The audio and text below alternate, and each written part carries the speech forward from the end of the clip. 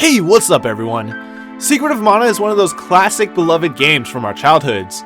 It's a shame that people didn't like the new release, seeing as how it was very faithful to the original SNES version.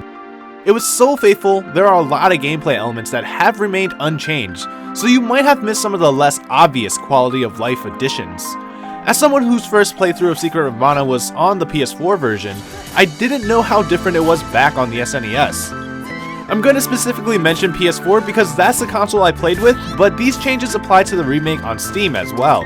So here are some of the differences between the PS4 and SNES versions of Secret of Mana, starting with the very obvious and making our way to things you may not have known. There was only one feature of the game that was removed on the PS4 version that the SNES version had. When using the cannon to travel to different places in the world, you'll be shot out of the cannon, then hit a black load screen, followed by you falling at your location after the load was complete. On the SNES, there was actually an additional scene in Mode 7, which shows your character flying through the air with the world landscape in the background.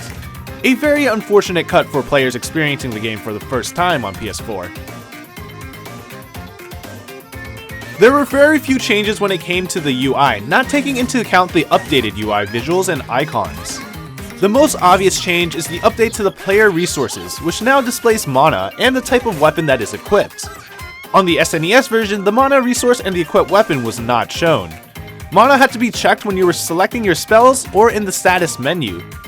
Players now also have access to a minimap, which was not present on the SNES. I guess this helps with not being lost, but I don't use the map, so I wouldn't know if it's actually useful.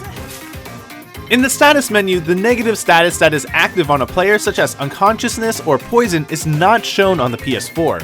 Status effects were actually displayed on the status menu on the SNES. I guess this makes sense because, who really looks at their status menu to check their ailments when you can just look at the visual effects on the character? When looking at armor stats on the PS4, we can see the status resistances and the specific armor value that is being increased and by how much. On the SNES, the UI doesn't tell you the difference in armor between the currently equipped piece and the highlighted piece, nor does it tell you the status resistances it has. The UI will just show the final defense value for the armor. In terms of general gameplay mechanic changes, there were quite a few changes and additions that the original game did not have on the SNES. First, I'm going to mention the obvious improvements to gameplay, which makes combat much easier and fluid. On the PS4, you have full freedom of movement and the ability to attack from any angle, whereas on the SNES version, you could only face and attack in 4 directions. The game log is also a new addition that the SNES did not have, making it easier to know where you are in the story and where you have to go next. You can now also assign any weapon, item, or spell as a hotkey on the 2 bumpers L1 and R1, making it easier to access those commonly used tools, which was not possible on the SNES. Players also have the option to increase the consumable item carry limit to 8 or 12. Items were restricted to 4 on the SNES. When a character levels up on the PS4 version, they will now fully recover their MP. This was not the case on the SNES version, making walnuts a very highly valued item and the game a bit more difficult.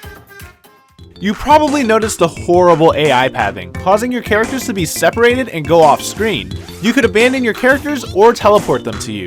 On the SNES, characters were unable to be off screen, which means that if an AI got stuck on something during their pathing, or decided they didn't want to move, you couldn't move forward without them. This is probably one of the best changes to Secret of Mana. Speaking of best changes, the other one is how they improved running. For those who have never played the SNES version, you'll have no idea what I'm talking about because on PS4, you can run in any direction and it will slowly consume your power meter. And you probably assumed running worked the same way on the SNES. It did not. On the SNES version, running would consume the whole power meter, and you can only run in one direction. So if you wanted to change directions, you would have to stop running, wait for your bar to fill back up, and then run in the new direction you wanted. Similarly, there is a change to how stairs work. Again, for those who have only played the PS4 version, you move up the stairs and down the stairs without issue and wouldn't think about it. On the SNES, when walking up or down stairs, your character would take a step, stop, take another step, and then repeat until the end of the stairs was reached.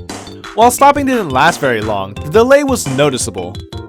As you play through the game, you might have noticed how blind your characters are, as they tend to miss a lot. They're not actually missing, but are instead doing no damage. On the SNES, these attacks would do 0 damage and there were no miss prompts, although enemies could still dodge. For those people who use the javelin, you'll notice that the javelin pierces through enemies. Back in the old days, javelins didn't do that. That covers all the gameplay changes. Now let's move on to general game changes between the SNES and PS4 versions that don't really affect core gameplay, but affects general NPC and environment behaviors. Again, starting with some of the most obvious stuff, the characters are now voiced. Obviously, voice acting in games weren't really a thing during the SNES days for obvious reasons. Square Enix also added additional scenes between the 3 characters when staying at the end, which adds more character development which was not present on the SNES. When exploring the witch's castle, you'll find Neko in a cell who will sell you items. After defeating Spiky Tiger and getting the whip, Neko will leave the cell on the PS4 version. On the SNES version, he won't leave until the player is teleported out of the castle. After clearing the underground palace and completely leaving the dungeon, the player will be contacted by Luca. This was not present on the SNES version, but was added to the mobile port. There were 2 character name changes. Gemma's character name in the PS4 version is spelled Gemma. On the SNES, it was spelled Jema, which was most likely a mistranslation. Pamela's name was originally Fauna on the SNES.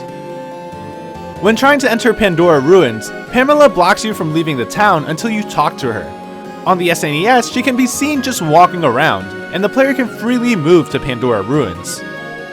In Pandora Ruins, you can actually walk behind the altar Thanatos stands on. On the SNES, you couldn't because the altar texture extended all the way to the back wall, and had collision reaching the wall. In the Forest of Seasons, in order to find the sprite's hidden village, you have to go from spring to winter to spring again. This means you have to go back to the spring map after leaving the Moogle camp, then go to summer, then fall, then winter, and back to spring. On the SNES, it was sufficient to start in the summer, then go to spring. This means you can immediately leave the Moogles camp entering the summer map, then traversing to fall, winter, and then spring to open the way. Also in the Forest of Seasons, if you hit the stone statues, they stick out their tongue on the SNES. This does not happen on the PS4 version.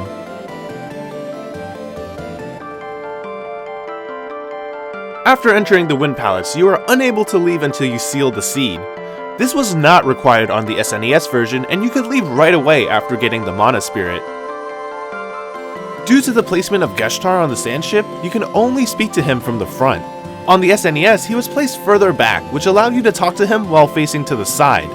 This allowed you to change his sprite direction so you can see him from the side. You've probably had no troubles getting through the Ice Palace on PS4. There is a bit of room to work with, even with some of the narrow passageways you have to navigate.